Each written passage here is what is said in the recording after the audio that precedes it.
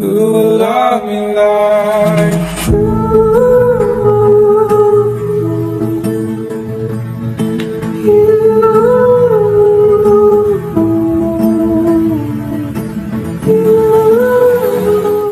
السلام عليكم، صحة رمضانكم، كل عام وانتم بخير.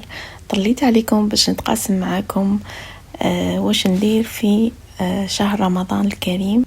أنا حرفية في الأصل، نخدم مجوهرات تقليدية جزائرية، نطبع على التيشيرت، لكن مرات نحب نتقاسم معاكم هذه اللحظات من حياتي. أنا نقضي قبلها بنهار نجيب كامل واش نحتاج، قبلها بنهار ثاني نوجد شوربة شلفية. هذه هي الوصفة تاعها.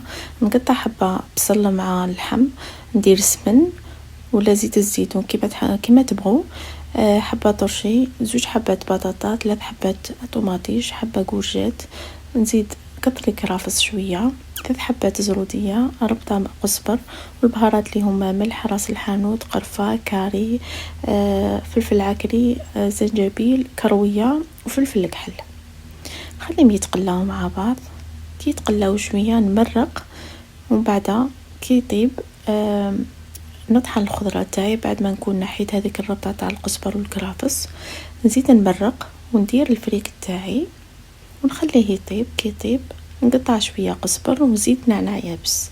وهذه هي الشوربة الشلفية. الطبق الزوج اللي نحضره قبلها بنهار اللي هو المشاوي. الوصفة تاع المشاوي تلقاوها اسفل الفيديو.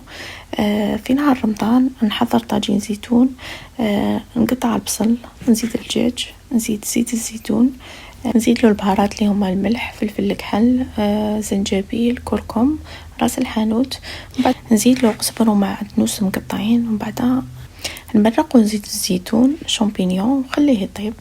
وبعد نروح للطبخة الزوجة اللي هي البوريك. نقطع بصل، ندير معاه معدنوس، لحم مرحي، البهارات غادي نكتبهم اسفل الفيديو. وبعد نلوي البوريك تاعي ونطيبه قبل الأذان بشوية. نطيبه. نروح للتبولة، هي سلطة لبنانية.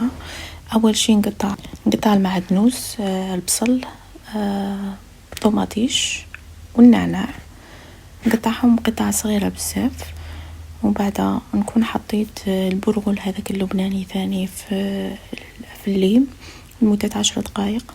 نخلط كامل الخليط مع بعض، ومن بعد ندير الفينيجر اللي هو زيت الزيتون، دبس رمان، ملح والليم معصور. نروح للوصفة الجاية اللي هي الكفتة اللبنانية ثاني. قطعت معدنوس ومن بعد سكرفجت البصل، زدت اللحم مرحي، بهارات اللي هما قرفة، فلفل الكحل، ملح، راس الحانوت، درتها في سنيوة قطعتها ودرتها في الفور. وكنت طيب المشاوي اللي حضرتهم 24 ساعة من قبل. هنا قطعت معدنوس مع بصل ودرت سماق، هذا يتقدموا مع المشاوي. وهذه هي النتيجة تاع الطابلة تاعي: طاجين زيتون، تبولة، بوريك، شوربة شلفية. وانتم واش حضرتوا البنات اول يوم في رمضان؟ ان شاء الله صحة فطوركم، ان شاء الله كل عام وانتم بخير. ونهاري ما يخلصش هنا على خاطر من بعد نقي الدعوة ومن بعد نريح شوية. بعد صلاة العشاء ندير سبور نص ساعة، نهتم بالبشرة تاعي، وهكا يخلص نهاري. البنات وانتم كيفاش تفوتوا نهاركم؟ صحة سحوركم، وما تنسوا سبسكرايب. في الأمان.